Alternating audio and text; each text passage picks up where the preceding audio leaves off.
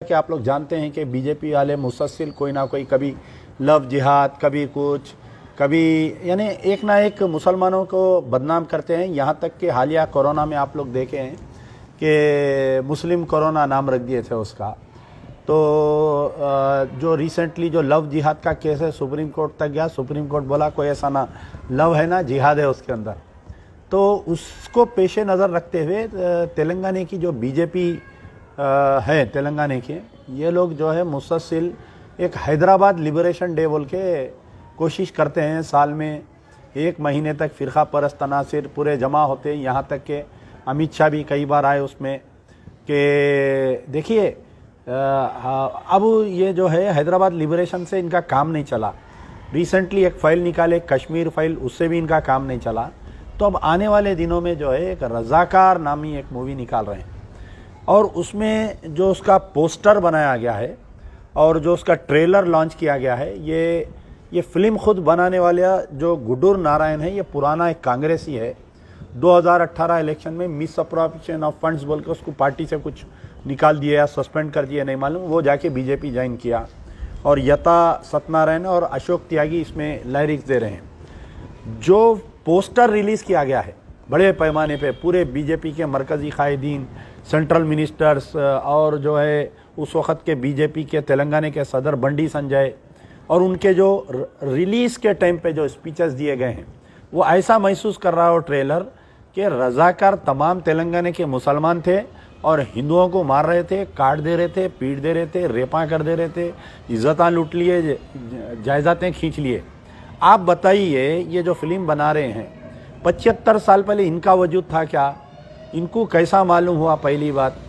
अब दूसरी बात यह है कि 75 साल पहले हमारी जो तहकीकात है कि रज़ाकार के महीने क्या है, उस वक़्त पे जो है पिलक आया था तो गली गली लोग मर रहे थे।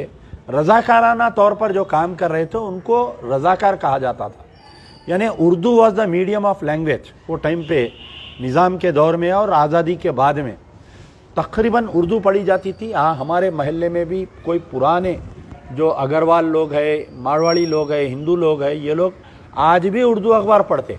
हमारे महल्ले में एक साइकिल की दुकान है, बेचारे ईश्वराया साहब है, आज भी सियासत अखबार पढ़ते, उन उर्दू अखबार पढ़ते, हमसे ज़्यादा अच्छी उर्दू बात करते। तो क्योंकि उर्दू मीडियम ऑफ लैंग्वेज था, उसका वो जो वॉलंटरली काम करते थे उसमें जो है मुस्लिम थे, हिंदू थे, उसमें सरदार जी थे, कई किस्म के लोग थे उसमें।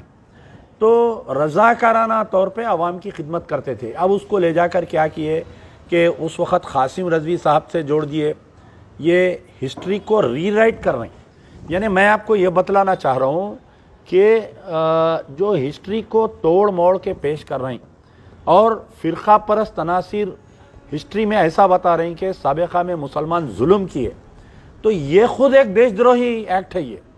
यानी हिस्ट्री को तोड़ मोड़ के पेश करना और दो फ़िरक़ों में नफ़रत पैदा करना और दो फ़िरक़ों को लड़ाने की कोशिश करना, ये एक देशद्रोही एक्ट है ये। तो मेरा मुतालबा हमारा चीफ मिनिस्टर साहब से है कि क्योंकि पिछले 9 साल में यकीनन तेलंगाना में कहीं भी कोई मेजर राइट्स नहीं हुए, थोड़े कुछ एरियाज़ में हुए राइट्स और पुलिस उसको कंट्रोल कर ली।